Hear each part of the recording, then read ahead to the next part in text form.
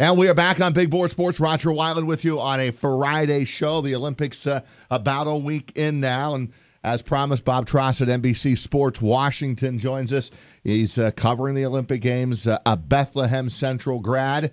So a lot of 518 in Bob, and we welcome him to our show this morning here on Big Board Sports 104.5 at Team ESPN Radio. Good morning, Bob. Rodger Wyland, Chris Honorado. How are you? Hey, Rodger. Hey, Chris. Thanks for having me on. Just finishing up quite a long day here in South Korea, right inside the Olympic Park, but loving every minute, and we'll sleep when we get home. Has it been, just in general, just an overall view so far, about a weekend? Has it gone rather smoothly? I think so. From a Korean standpoint and a logistics standpoint, they were finished with venues 6 months out, and you couldn't have said the same thing in Rio. Obviously, that was my first Olympic Games just under 2 years ago now, and I think when you take a look at some of the venues, you just see how efficient everything is, and the Koreans as a whole, they're just so friendly and kind and so prideful of their country. I've had a chance to meet just a slew of the 22,000 plus volunteers.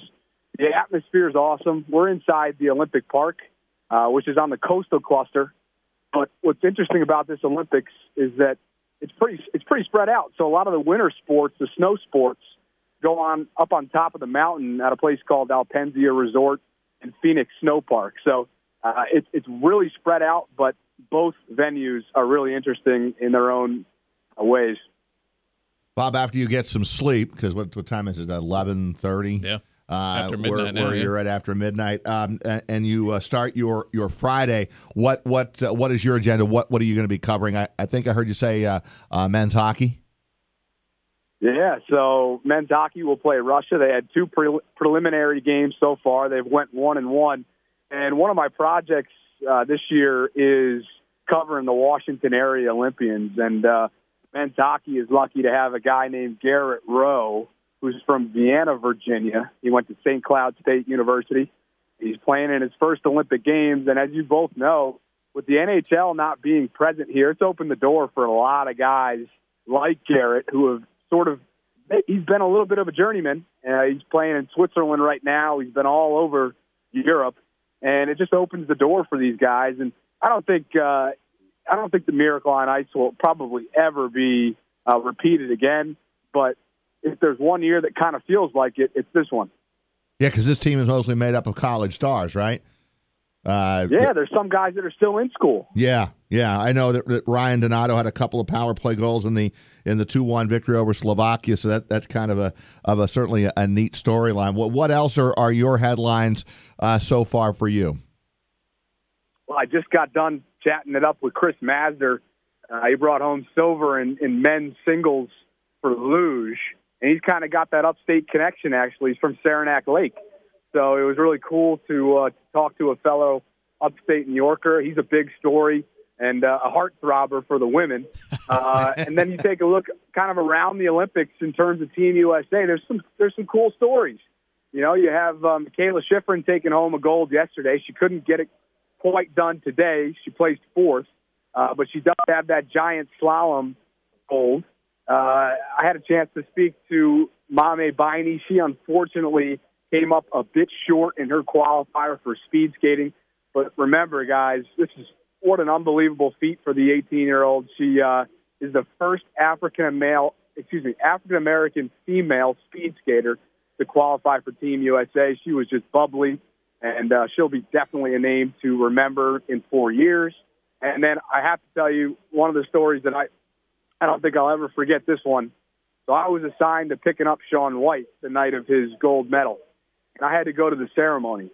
And I tell you one thing, I felt like I was in security detail, not broadcast journalism that night, because getting him from the ceremony stage to the van was something else. I mean, we were going through scrum after scrum. Everybody was so electric about him defending that title and getting it once again in the half pipe, especially after Sochi, he came up short.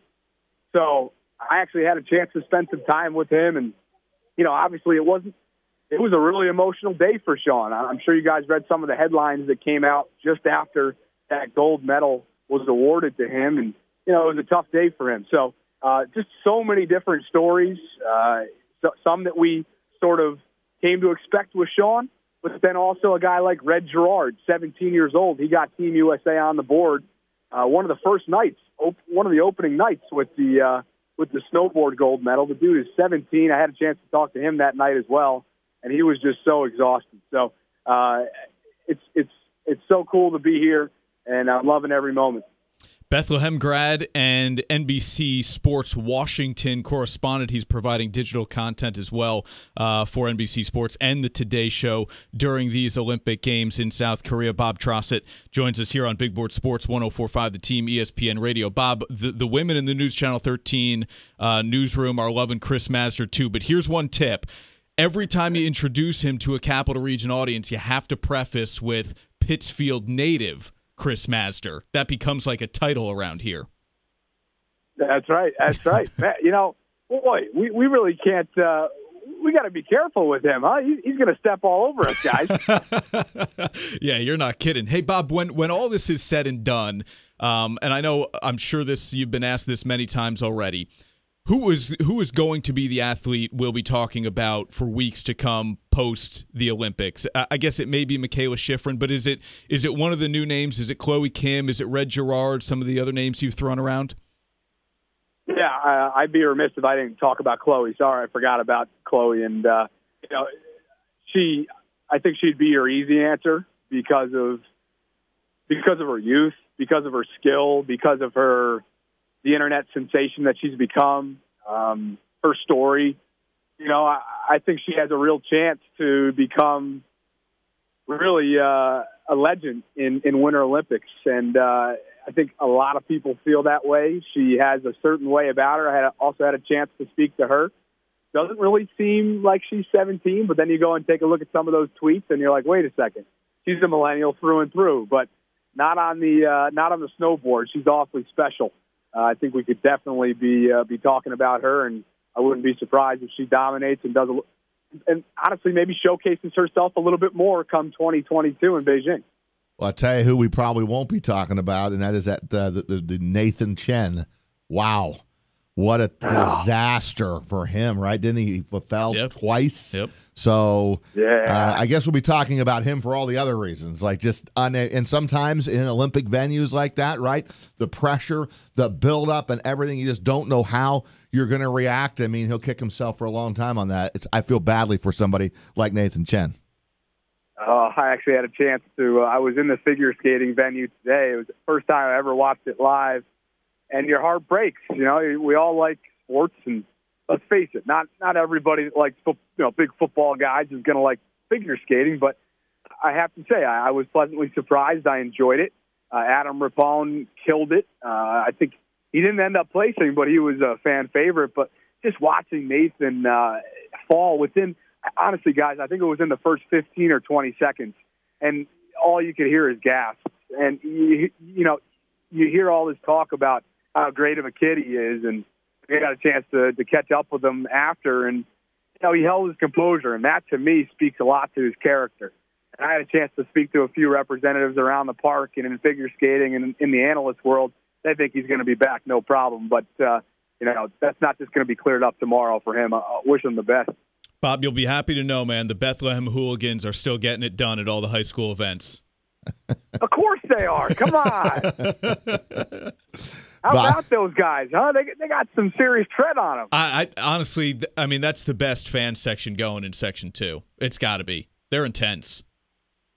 And you know what's cool about it is that during my years there, 09 to 13 is sort of when they really became big. And I know a lot of the guys that are the founders of that program, and it's just so cool to have seen it grow. And obviously they've definitely benefited from some of the success in basketball, in soccer, and lacrosse. And it's been really exciting to see it. And I love those BC Eagles. I just actually chatted with a couple people there the other day. They were doing a little feature, Nothing But Love from a high school. My brothers are still there. And, oh, man, I miss upstate, guys. I really do. Bob, it's always a pleasure, man, and the fact that you're back on the airways here, a little pub for you, well deserved in the 518, and we appreciate your time. Rodger, Chris, thanks so much. Enjoy the rest of the games.